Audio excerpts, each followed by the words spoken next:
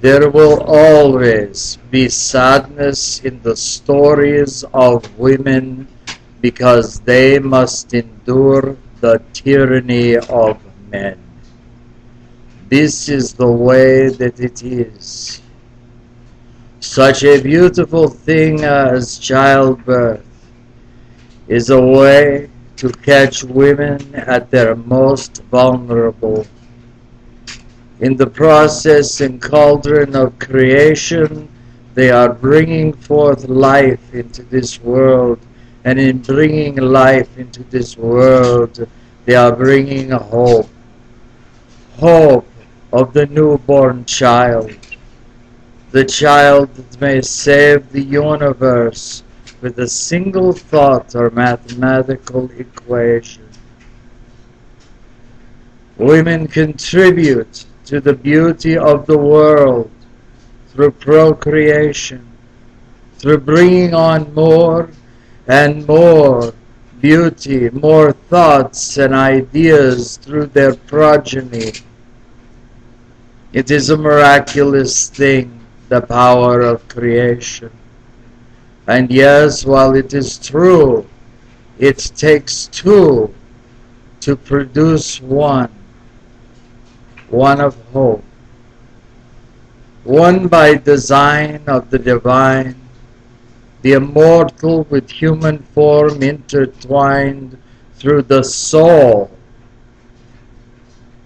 that interconnects with other souls, like atoms through the universe, molecular structures formed here and there of the like-minded. In the stratosphere, you have this coupling of positive and negative energies. The question becomes of this production through a mother's womb. What is that production to be, positive or negative? Some of it we must sort out for ourselves. We do our best to rear children with reasonable expectations, rewarding their good behavior and correcting bad. But where do we find balance in this equation? How do we find ways of making children that are not angry and filled with rage at an unloving and unkind, cruel world? How do we shield them from the omnipotent, ever-present poison of negativity? How do we amplify the beauty of bliss and make this living experience a paradise? How do we create from nothing, from a mind without borders or geography or words or thought? How do we make the proper input to give life to a healthy, hopeful, optimistic, passionate, imaginative, creative child? How is it that some are born less than, and some are born with more gifts and talents? How do we find ways of reaching into the soul, into God's mind, and finding the mystery in life? How do we look beyond the stars into the planets?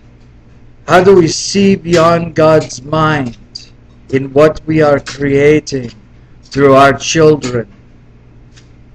How do we raise from the soil children that will love, children that will magnify the bliss and the beauty of the soul that they possess? How long does it take for the seeds to be planted in a newborn child of love, a longing to be loved and to be respected to be nurturing. And when does that nurturing begin?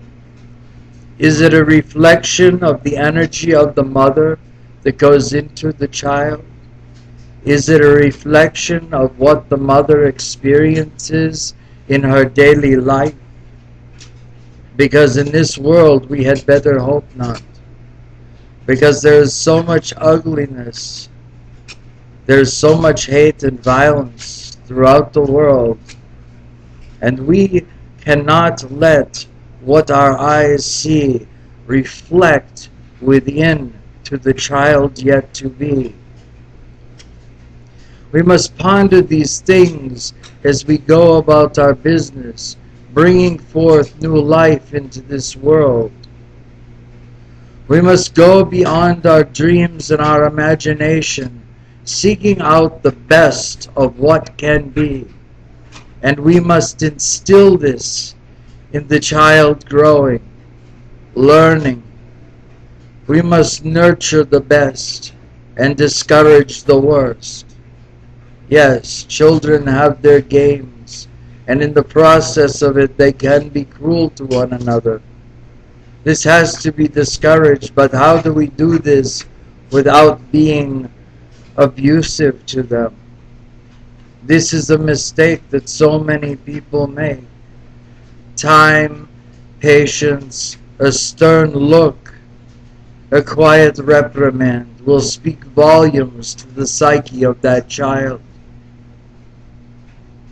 Yes, it is possible in early stages of development to help the child come to a realization that good is far better than bad, and that the world will respond to them with the love that they give.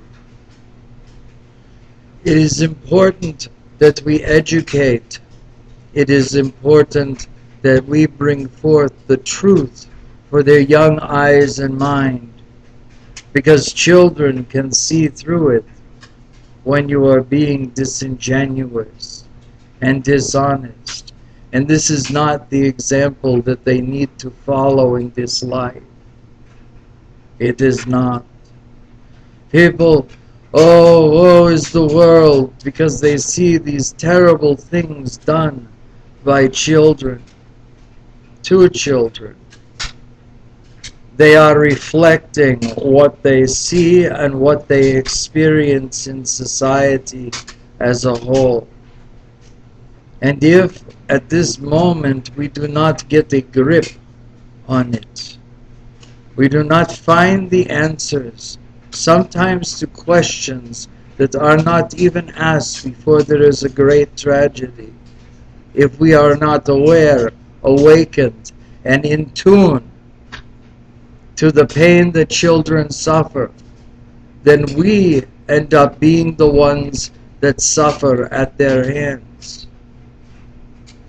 Ethics are not taught until a child is in college, unless they go to this or that religious school. There is a place for ethics in education. You know, you teach the child that a burn is a very painful thing, which is why we don't want to burn others. Some of the most horrendous things happen with children when they see some cartoon on television where Wile E. Coyote bats the roadrunner over the head or something with a frying pan, and these children emulate this. That is not to say the cartoons are bad. What it is saying is that parents need to take a more active role in the development of their children. You leave them in front of a television to babysit them. That babysitter can become a great blessing or your worst nightmare. We give in to the whims of children because sometimes it is easier. You are out working 1 or 2 jobs, suffering over the heat of the boss's whip. Of course, I say that in metaphor. But the threat of losing your job, that is a whip. And so you're thinking, well, this job, it keeps a roof over my head, food on the table of my children. The television will take care of things. More often than not, it does not. With computers and high technology, we are creating a society of antisocial children, those that do not know how to have conversation with one another unless they are texting like maniacs back to one another, over and over again. There is a time and a place for these things in society, most certainly. And the computer is, without any question, the instrument of good and evil. The question becomes, what boundaries do we set? What type of guidelines do we put down? And how many of you take the time after a long, hard day of work and sit with your children and watch what they are watching? It is very important that we pay attention, now more than ever, to what our children are absorbing. In my youth, we had the radio. We had, on the island that I lived on, a couple of television stations, and that was it. Most of what we listened to were radio programs, and the elders telling stories, and the fishermen coming in and telling lies about the great big fish they caught the day before. But the camera dropped in the water, and there are no pictures. These are all interesting things that one remembers from a childhood long ago, in a time that is forgotten by most, other than those of us that lived through it. I think that it is most important of all to pay attention to the generation coming behind us. Learn to appreciate what they appreciate, and in the process plant little seeds that may grow into plants and trees of wisdom. Plant seeds that will stir in them imagination great. Imagination so great that in the next century we will have the new crop of Einsteins and Da Vinci's and Michelangelos. Yes, there is room for technology. There is room for classical literature and art and music and all of these things that were the foundation. But when we begin to forget the foundation in this life that this society and culture were built upon, when we forget our origins, when we ignore the contributions that our ancestors made to the world, we are denying a part of ourselves. And what happens when we forget where we come from? We forget who we are. And then we fall into the folly of the unknown. It is a collective amnesia that strikes us, that takes over. It is painful to watch. We live in a historically illiterate society. A society that you ask somebody, for example, like Sarah Palin, where Iraq is, when her son is going there, and she cannot tell you. American citizens, those born here that are the first to bitch about anchor babies and immigrants and all of this, you ask them what the Fifth Amendment is or the First Amendment, and they cannot tell you. But Najib from Pakistan can tell you all of the Bill of Rights, the outline of American history, and how we got here. These countries are so far ahead of us in mathematics and science that we really have no one to blame but ourselves when they start to win and overtake us in knowledge. This war against intellectuals in this country is a tragedy.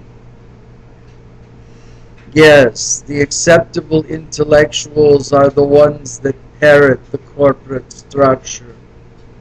They are the tools of fascism and imperialism. And unfortunately, as the Nazis said, the bigger the lie, the easier it is to believe. At least if you're part of the sheeple that go ba ba ba. No, my friends, it is time to take the bull by the horns. It is time to learn. Learn from our mistakes and learn from the mistakes of our brother and sister ancestor along the way, so we do not have to repeat them. Those who forget the past are condemned to repeat it.